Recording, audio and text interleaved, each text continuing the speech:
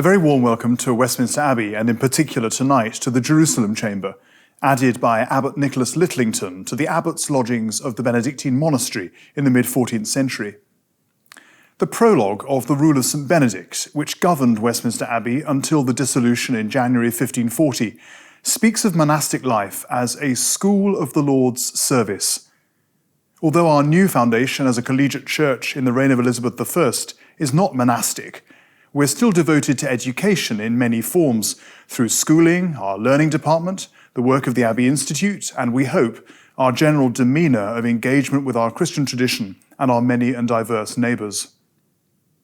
Although our gathering tonight is a virtual one, we hope that something of this atmosphere of learning together is tangible to you.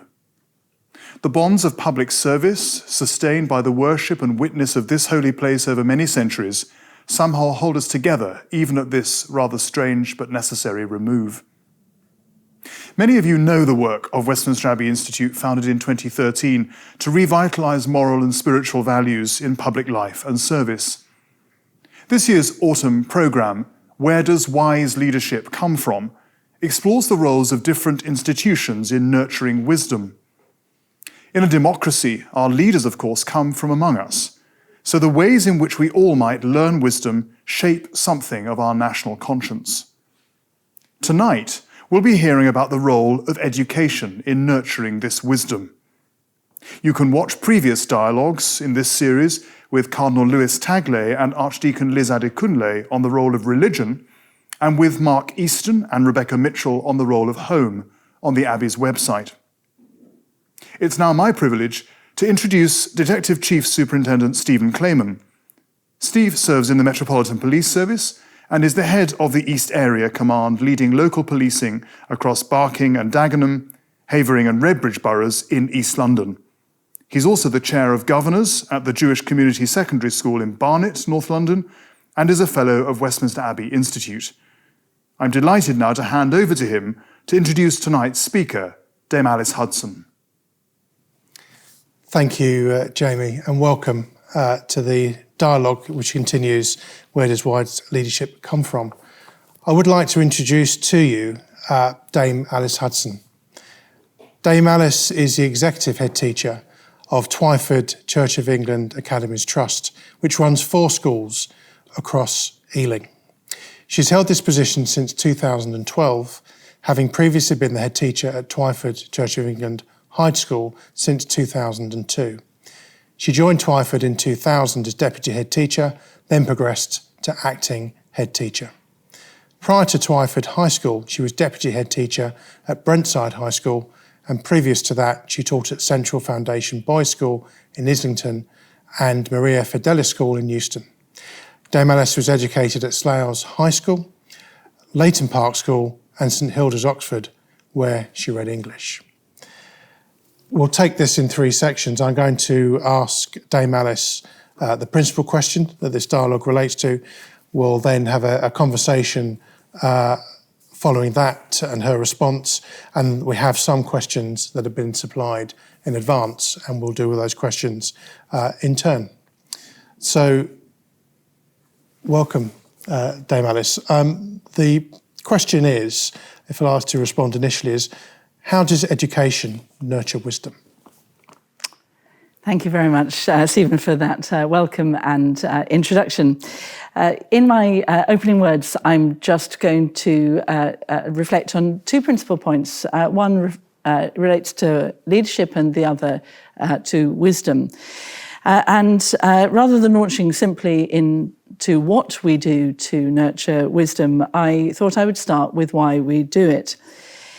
I'm sure we'd all agree that education is a social good. It's in a developed society, a democracy, education has a service role because an educated populace is essential. Their ability to play an economically productive point maintains the nation's wealth, but also because citizens are voters, the voters of tomorrow. And perhaps I would add to that our students are also the consumers of tomorrow. And I mention that because Our culture is, I think, at heart and has been for a long time capitalist and therefore consumer-oriented. And whilst this might in the past have been held in balance, I think this has been a dominant preoccupation and influences the way leadership has started to morph. Most recently, and I think this is particularly relevant to children as well as to adults, the impact of social media has heightened an awareness of public opinion. And much of the public discourse seems to be dominated by what people want and whether they can have it. The phrase of "the optics on that are not good" is a phrase that I've become conscious of hearing with chilling regularity. We've erred towards a referendum on an issue which one might question whether ordinary people could possibly have had enough of a hold on. And so, while superficially democratic, we have an issue that if the population cannot adequately see the truth, and if our leaders make a point of disguising the truth, there can be a fragmentation of the organising concept of what constitutes wise and how individuals can possibly be led towards that. And whilst this is problematic for society, even more so, it puts schools under pressure in that service role. Because schools can't be dominated by desire lines. The desires of individual students or their parents, or even teachers, are notoriously distorted and distorting. And then on top of that, there are rapid swings in political intention. And even that causes inefficiencies of change. But the irony is that schools maintain the myth of wise leadership really rather well. They have to, because schools are little societies where the civilians are actually prone to rebellion. And if they weren't an old-fashioned hierarchical leadership structure within those, the revolting little ones would rule the roost. A head teacher like myself and his or her minions actually have to model an old-fashioned authority. And provided it is exercised wisely, ideally in such a way that staff and students can see the benefit of buying in, there can be relative harmony within a school. And this has worked over time. And it's perhaps remarkable that schools, in many ways, in their structures, have changed very little over time. Students respect teachers as authority figures, arbiters, guides, provided that those teachers can deliver good lessons, control, good results. But students equally have an unerring knack of sniffing out the charlatan and the sham. Leadership in a school is kept under tension, not because of a democratic process, but simply because the students would not follow a leader who did not deliver. This undoubtedly is very tiring, to have leadership questioned in subtle and unsubtle ways. However, accountability is good. It winnows off the chaff of false promises and being all talk. And schools, teachers, head teachers can be truth-telling and transparent, provided it's clear what purpose the school has to fulfill, and provided society is clear what that purpose is. And then, since schools rely on authority to function, they can encourage similar traits in the youngsters. In good schools, teachers model leadership and also provide opportunities for students to flex their leadership muscles also, even in very small ways. Within our school, this has been a significant drive for us. In fact, it was one of the things that we did over 20 years ago when improvement was needed in School 1. to try and achieve an overall school ethos that was positive and had active engagement rather than simply top-down control, bringing back a house system, terribly Hogwarts, but nonetheless effective, sixth form heads of house, form captains running a school council. All of this helped us bring about a cultural change, which was about ownership being in the hands of the commonwealth of people. A simple message of democratisation challenges students to know what good is and to collaborate with it. In our institution, we believe that this is so important that we have made that a central aspect of our ethic. That although each individual is uniquely important, they are not more important than the next person. The community is more important than each. And so the sixth form house leaders, for example, share information about how everybody is participating, and the more they participate, the more points that they receive. 10 points for Gryffindor, tremendously good. It's old-fashioned, and yet it works. Because what it does is it describes ways that the students can own and understand of their individual good being brought to the fore and that contributing to the good of all. And that is our second and most important principle, that all individuals are good and have good stuff to share. But that needs to be reflected back to students so that they understand and can recognise their own goodness, and they see it in each other, and then they can recognise it in themselves. And so that development helped us to turn our first school round from one in which simply the socially rich, the empowered children of long-sighted, good-choosing parents whose children had automatically had habits of making good decisions about their friends and their use of time and so forth, weren't the only ones who flourished. That the institution started to function as a parent, encouraging students to make good decisions, not to be sucked into a subculture of buying out. And this way, all students can then help each other. And that's the final point on leadership which I'd want to make, that whilst within schools it's important to put on a pedestal the golden students, the classic head boy and head girl characters, cultivating leadership is about the all and not the sum. That leadership comes with a moral imperative. It is not about showcasing excellence. It's not about celebrity or a popularity contest.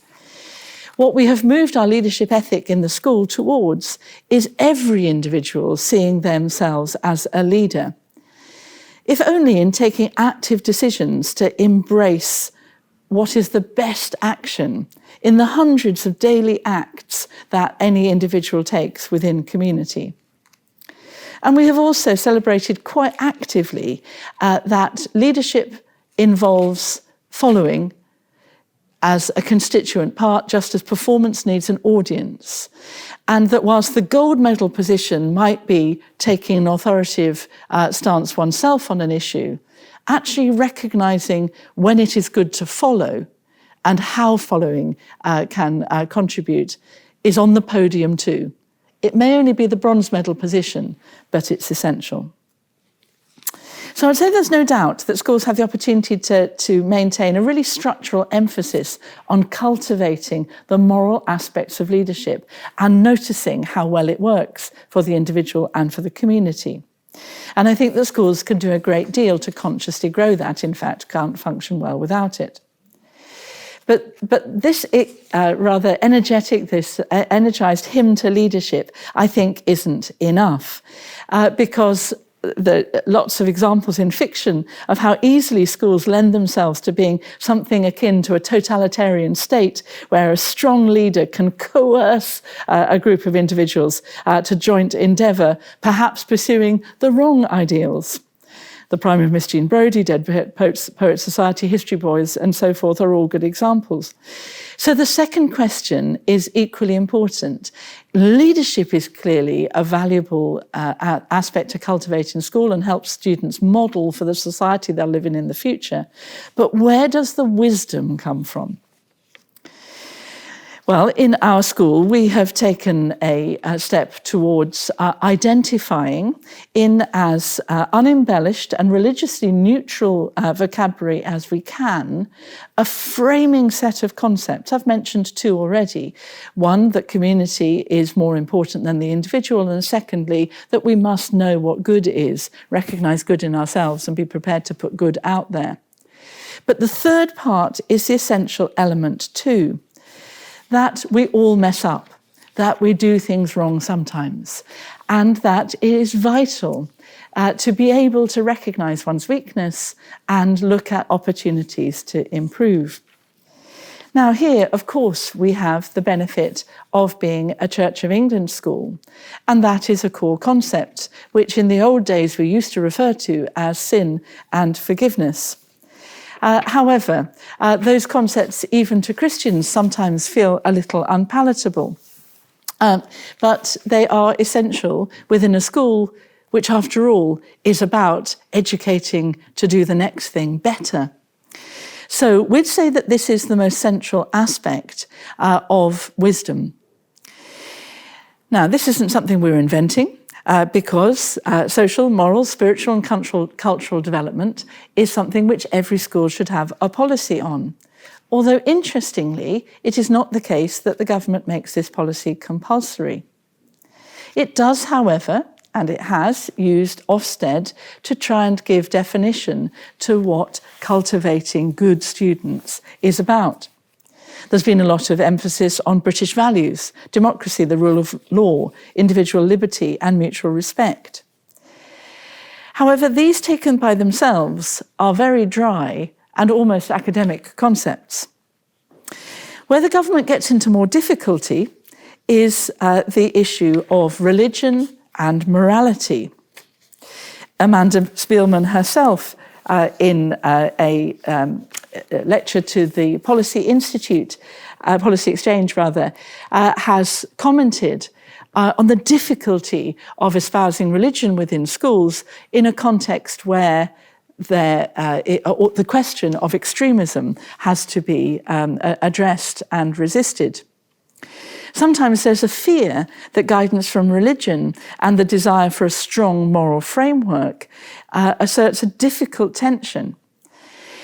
And this can leave schools in an unhelpfully ill-defined zone with bland neutrality on issues of morality. And this is why it seemed to us to be so important to give an inclusive shape to what are fundamentally Christian values, which have informed our own society for the last 1400 years.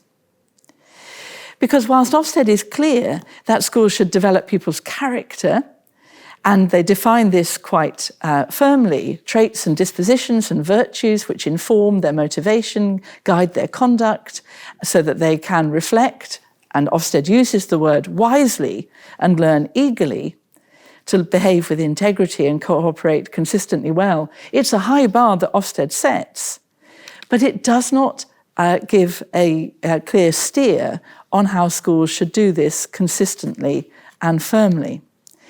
And so I would suggest that schools have to be able to articulate their own values and do more than simply say that we are tolerant and show mutual respect. Now, of course, I'm not advocating intolerance and disrespect, but I do have a professional concern that schools are left holding the ring over an increasingly individualised position on right and wrong, on well-being and disease. And so, as a Church of England head teacher, I felt it was really helpful to try and give definition to what I refer to as pavement Christianity, a simple set of precepts which have a 2,000-year-old vintage and of course draw on 2,000 years of Jewish tradition before that. And I feel that this long-term ownership of principles helps one navigate the short-termism of politics and the quirks of leadership that are demonstrated sometimes adversely and not always virtuously to students, and perhaps most perniciously of all, helps the students themselves navigate the endless messaging and immediacy of social media, which threatens to knock them off course. And so to end, I would suggest that there are two really fundamental aspects of how schools can cultivate wisdom. Schools have to understand their own position on the spiritual, the moral, the social, and the cultural, and should be confident in garnering up the resources which time has provided to have a consistent message on where students stand in relation to those. And that framework must be a given in the school in order that the students can find their space within it. In our particular school, we consciously use Bible narrative, not because we seek to convert. 3 out of 4 of our church schools don't have religious admissions criteria and have an entirely diverse intake, students from religious backgrounds and none. However, our framework gives them space to position themselves, to identify their own values in those 4 areas. And then they will be able to take a moral stance in their own leadership of their own future, and I hope society's future too. Thank you. Thank you. So I've got a couple of initial thoughts. So there's 2 aspects to this, I suppose. The leadership, I'll ask you a little bit about leadership and then touch on the ethos. As you know, the school that I'm involved with is a Jewish pluralist school, has a very strong ethos at its core.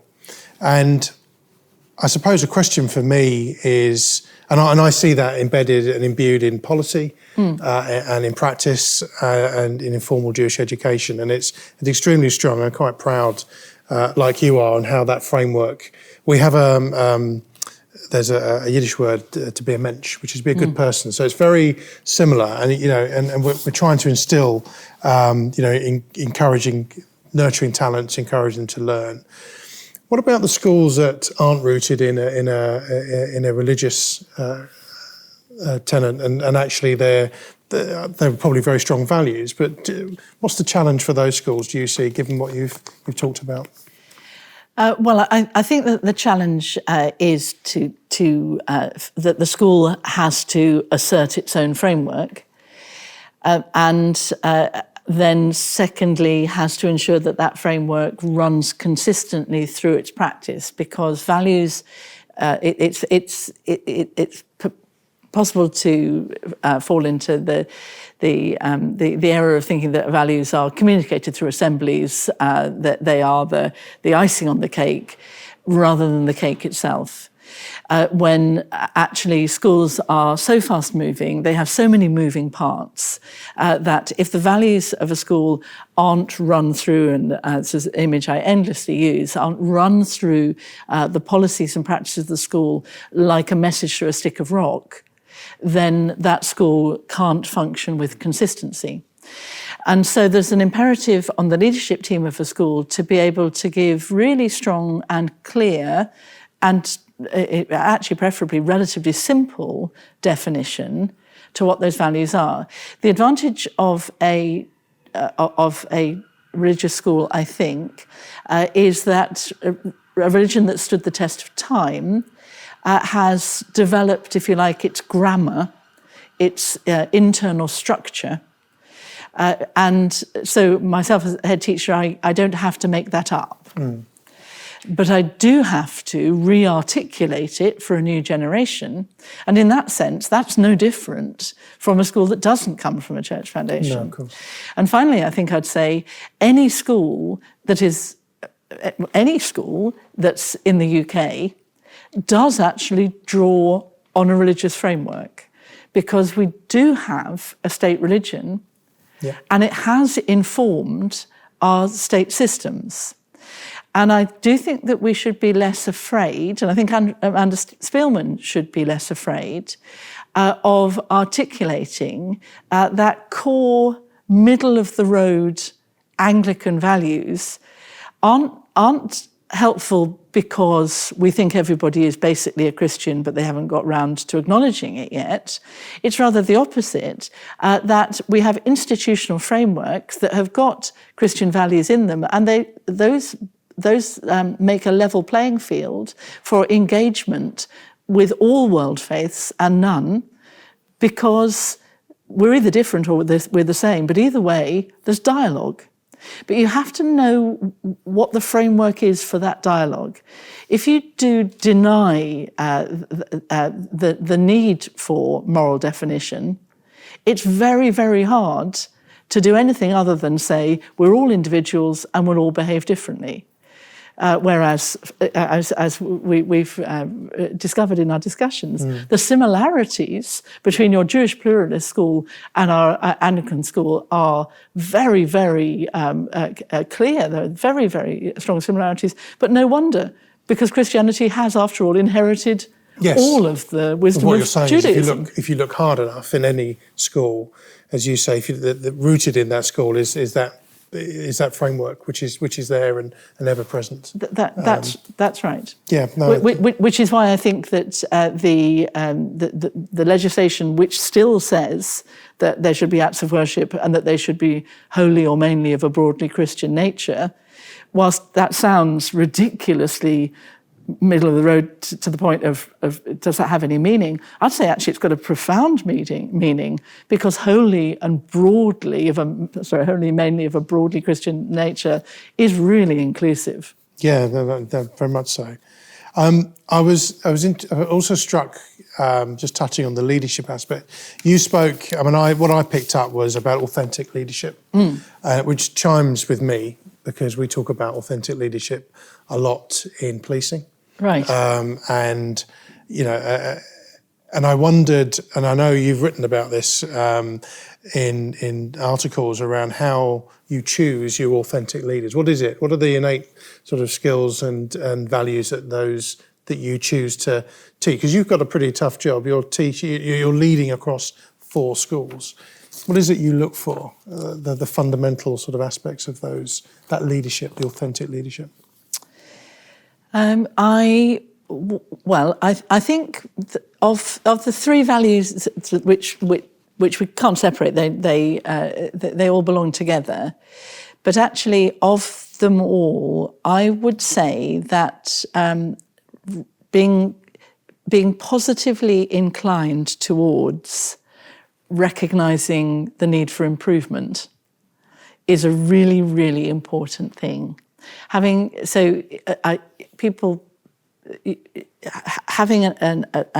positive attitude is essential, but a positive attitude that says I've got it right is so unhelpful, particularly in a school where you're wanting to model to the students all the time that we're interested in getting better. Yeah.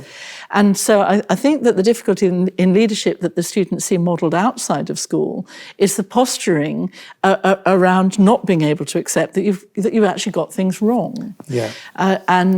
So I think the single thing that I'm interested in is a transparent commitment to improvement and analysis, an ability to analyse and notice when things aren't working, and a humble openness about improving. So just picking up on something you said there, so a challenge, it sounds to me, for teaching is you're modelling that approach, and then actually there are external factors and influences that they're reading about and hearing about where people in other roles and professions, public service, are not necessarily adhering to the same values themselves. Well, I mean, we've just had one which, if it weren't real life, would be a hilarious box set or an engaging box set, but an election which has been won and the unsuccessful candidate couldn't even admit that he hadn't won. Yeah. And I think that pretty much says it all. And obviously we can think of examples nearer to home if one wanted to. But it just seems to me such a very damaging thing. It is important that you have to start from the initial precept, which is that we're all so full of good stuff. Say a Christian would say God made. But then if you can assume that, it's so much easier to say, and we mess up all the time. And if you weren't prepared to make mistakes, you actually couldn't really make progress. And lots of received so the recognition wisdom of about making mistakes and where you move forward is key to you, isn't it? That's right. Yeah. And that plays out in the institution. So I wouldn't want to employ anybody who wasn't interested in institutional improvement and wanted to notice what it was that's working well and what could improve. Not because you want change all the time. In fact, if anything, change is rather exhausting. But because schools are dynamic, all of the students change every 7 years. Actually, they can never stand still. And so you have to be interested in a dynamic process of renewal. And so that's what I'm interested in. And you talked a bit about the house structures and how do you, the process actually of choosing those sort of head boy, head girl, how important is that to you? Did you get that right, of course? Yes, it is important, and it's a sadness. It's also sadness to me that now that I've had the 4 schools, I don't have hands-on responsibility for it any longer, because it was always very, very powerful to watch the senior students. They have to go through an interview process. They write a letter of application, they come and do a presentation, and so we test what it is that they have gained from the institution and what they've understood, and therefore what they want to give back, and that's what the process is. But there is a profound downside to it as well, as I think I've probably pointed towards, which is a suggestion that there only are 2, one girl and one boy, who are the pinnacle of success. When actually schools, they have to engage with hierarchy, but they have to value every individual equally. And that's why it was so important to try and ensure that the ethic of what is your good stuff, how are you putting it out there, what are you recognising are your weaknesses, how are you addressing those, is something for everybody. And it's helpful to have role models. Yeah. But have as many role models as possible. Otherwise, it becomes the focus is just becoming head boy, head girl. That actually there's so much more. So students, sporting heroes, children playing in assembly. So whatever good stuff you've got, put it out there. And of course, we do a traditional thing of drawing on as wide a number of examples from current affairs in our assemblies. Every week, we'll tell a different story. Ancient stories from the Bible or from other world religions, twinned with modern stories of someone who's in the news. Or we've even done a poll of parents each year to say which are the stories from your culture that you think you'd like to have represented in assemblies, which has been fun. So it might be worth bringing in one of the questions actually that we were asked is around whether the education system is too focused on mathematics and sciences and neglects other subjects, and so fails to nurture wisdom or the knowledge and skills. Is that the goal of our educational system rather than wisdom? No, I think that's a really good question. And I suppose the easy answer is that absolutely must be a balance. And it's very easy, particularly because of league table pressures and so forth, for schools with limited resources, inevitably to have to privilege, to give a higher priority to academic success over character development, to give it a term.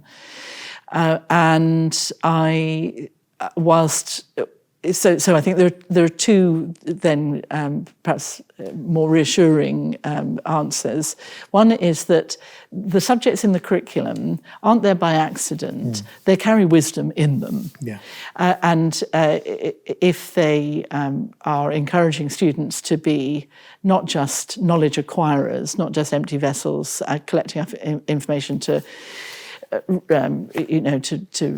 gurge out in an exam, but actually to be intelligent questioners of a different style of truth, mathematical truth versus literary truth, then actually the children are getting wiser through the process of learning. One. But two, there is space. There is space to do both.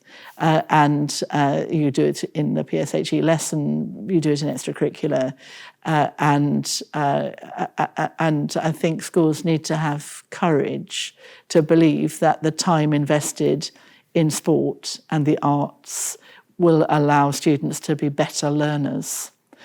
And in the end, I know that because we've worked hard to get our results up as well, so maybe we have the luxury of being able to say this, but actually it's better for a student to get a slightly less good grade and have a really strong sense of who they are, because in the end they're going to leave. Yeah. And the grade doesn't feed them. Well, that's a really interesting point, because I can tell you the conversations that I know I have with my head teacher, the governing board, is very much on, what's the wider, what do we want to see in a JCOS people, their alumni? What is it, and what's their experience? And I think that's a really interesting point, because I know the obviously talk about cultural capital, but there isn't a lot of time, is there? You're very pressured by time. Yes. And what you teach. Yeah. But actually, that thread of how you want to mould, it just sort of gets to the essence of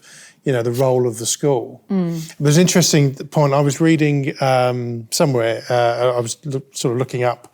It's amazing what you find when you start reading. People doing academic research on education and wisdom. But there was someone mentioned that the phrase "with age comes wisdom" implies that we learn over time, and that our mistakes, and we'll make mistakes, and we should be guided to avoid making those mistakes. So the question this particular person posed is, if we step over the line too much, schools particularly could end up indoctrinating and not nurturing. And do you see that as a difficult fine balance? Yeah, no, definitely. That's a tension. That is, I think, the biggest tension, because having given a good spin, I hope a positive spin on the fact that schools should provide a strong framework within which individuals then can find their own space and work out what their beliefs are and what their sense of direction is. Actually, one person's framework is another person's cage, and so I think that does have to be. We have to be aware of that, and some of our awareness just has to be through continuing to listen rather than just to speak,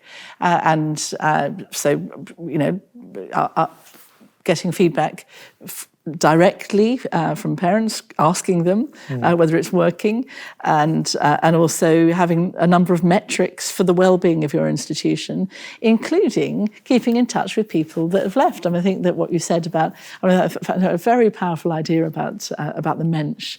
One thing, nice things that we do, we used to only invite to our sort of celebration and speech days a person like yourself, a person who's been successful in public life, to come and talk about how they got there. And that's a good thing to do. But we more recently, we've started to invite back students who are 5, 10, no more than 15 years out of school, to reflect on where they've got to now, and to be able to speak slightly more closely to what it was that happened in that self-same school that enabled them to get there. And that's been quite a powerful thing to do. And you can see that the students are engaged, because it's recognisably the same school. And those people look half like them. Yeah. Because they're not so old and wise, that it's not possible for the children to connect. So, of course, over the years, you're now battling against, so many influences. So you've got, the dialogue, I know, we'll talk and has talked about faith. There'll be the home, that tension sometimes between the home and, what's taught in school, where school becomes the parent in some respects, is a huge challenge for you, isn't it? Definitely it is. And again, that goes back to having a clear framework and an entitlement of the school to say, no, actually, this is the way we have to do things. And sometimes it's in sharp-edged things where the child has done something that breaks the school rule, and parents, it's quite common and very exhausting. What is to that be confronted contract with the parents? Because I know that school has homeschool agreement, so the parent signs this agreement. Do you have something similar? Yeah. Does it serve a purpose? Yeah, we absolutely do that, and we also try and articulate in our open evenings that this is the way we are as a school, and don't come to us unless you like it. But actually, once the child is there and once the parent is experiencing the school, it's not at all uncommon for them to say, but I would like you to morph that for my child. And whilst one listens and tries to be responsive, at the same time, the parent has to understand this is a community of a large number of individuals, and the whole thing can't change around your individual child. It's obviously particularly difficult in things like there's been an assault and the child has done something wrong, and parents, it's terribly common now that parents will simply say, but he should have defended himself, he should have hit him, and that's where the fundamental question of what are the values that are informing this are so important. Parents that advise their children very forcibly not to tell the truth when we're investigating something, because that will get them into trouble. And it's very dispiriting that you can't get to the bottom of an incident because, remarkably, all the students who were actually there didn't see anything. I come across that quite often, yes, actually. I'm sure you do. In my profession, I'm sure you do. I have to say. I think probably our techniques for extracting the truth would not be accepted in your line of business. Maybe not. But I do. Obviously, I see through complaints that get escalated as a chair. I can see this tension and the skill that teachers have to. If it escalates to me as a chair or the head teacher, but it's the difficulty that teachers have in managing those expectations, and almost going back to that element is signing up to the values that the school ascribes to is incredibly important. That's right, and the emphasis on the positive, accentuate the positive all the time, eliminate the negative, and don't mess with it in between. And we sometimes laugh that's what our Christian culture, our Christian ethos, really just boils down to, and it's happier to sing it. But it is really important. In the end, you can get 95% of parents on side by saying, we believe in your child too. They're gorgeous. And they've got so many good things, but this particular thing was an example of when those didn't come to the fore. Yeah. So how should we work together to see that if we can capitalise on that good stuff again? Because that is all it's ever about. Yes, of course. But the 5% where you can't do that, the exclusions, for example, the permanent exclusions are the worst, because if you set up the school to be talking a good game, and that plays into, and I see some parallels sometimes in my own job. But there'll be times when students will disagree with your decisions, and it could be as extreme as an exclusion, but you're having to explain the rationale for those, and hopefully that's all part of that learning experience and that culture of nurturing wisdom, maybe. Yes, that's right, and that's why so important. I mean, we've spent years and years developing our PSHE programme so that the concept of making wise choices is written in from year 7, and it starts on stuff around relationships and how we fit in, and it ends up on making choices about my career and making choices about how I spend my money and making choices about whether I do drugs or don't do drugs. But it's all been about, all the way along, actually, how do I evaluate what is a good choice and what is a poor choice and why is it a poor choice? And if you do that enough times, it gets into the system. So it's quite a good point to bring in the last question that was sent in, actually, and it sort of is a question for both of us, actually. So what insights has the experience of leading schools or the police during the pandemic, because we haven't really spoken about the pandemic, given you into the human condition and the roles of schools and the police as mediators between social responsibilities and individual freedoms? Because there is a... I'll let you go first, perhaps. It's a goodie, yeah. It's a good question. Yeah. Well, oh gosh. So as I say, I said in my initial comments, schools are mini societies, but they're very tightly packed,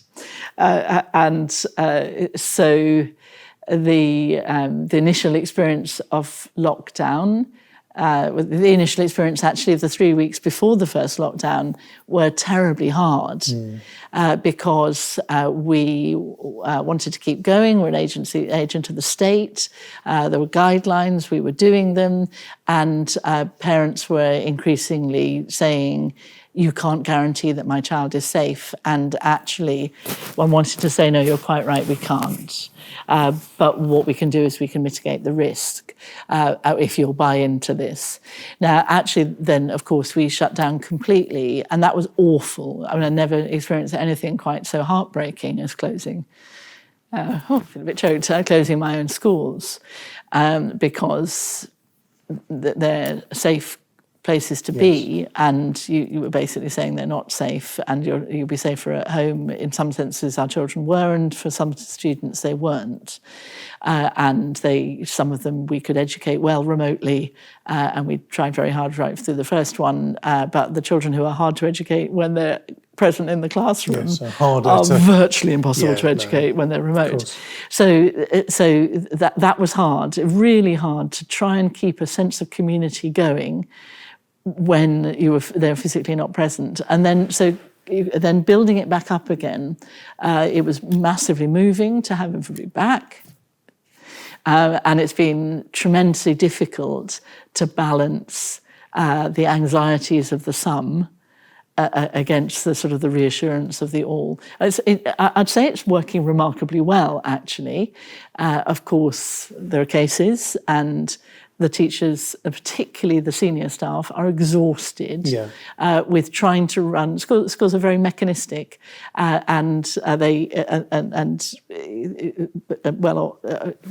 working well, they're well-oiled machines. Suddenly changing the gearing system is more inefficient than you could imagine. And I've seen that, and I've seen how hard the teachers had to work. I think not only keeping, as you say, keeping the education and the learning continuous, and then if you take the emotional investment into the GCSE and A-level, all that, was huge. Terrible. Let's not do that again. No, I can see that. But I guess you're sorry. Well, I was going to say. Also, the other thing is, of course, we've sort of stripped out some of the lovely things of school in order to make them COVID safe.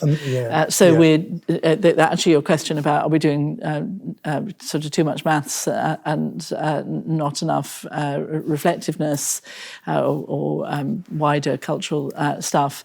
Well, actually, at the moment, I'm afraid we are. We took a loose interpretation of extracurricular activities and actually. I was going to ask. There's we've maintained some, but we're not singing any longer. We've had a real thing that teenagers will sing, and we sing in assemblies, and not every Year 10 boy really loves it, but we've really made it happen, and that has just stopped.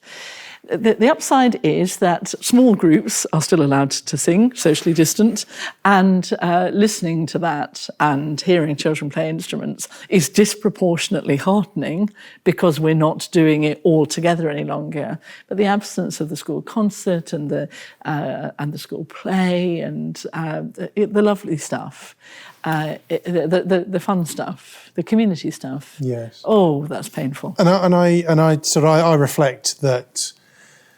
And I mean, obviously, we haven't talked about your staff because there's an anxiety, of course, amongst your staff. But I think, from my experiences in policing, there's a fine line, isn't there? We police by consent. We have to enforce not just now, laws which are unpopular to some. We have a role to do that, and we have to maintain our legitimacy when that's the core of what we do. So I wondered if that's where that tension with your students, in terms of some of those rules and how they interpret them and how they're feeling at home, then plays out in that mini environment that you talk about in the That's school. Interesting. I think the students have risen to the challenge brilliantly. I think they've understood it's all around, and they get the point. I mean, they don't always remember to wear their masks in the corridors, and the social distancing is a little mythological in the playground, is the truth.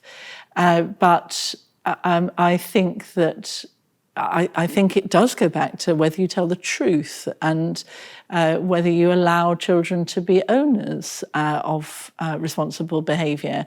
And I think that they do rise to it. And the staff have been brilliant. I know that in my schools, I believe they have across the sectors, because the staff want the children to be in and to be learning. And now we're doing blended learning with the quarter of the children zooming in to a lesson that the teacher's teaching in the classroom. Sometimes the teacher's at home and the classroom with the supply teacher.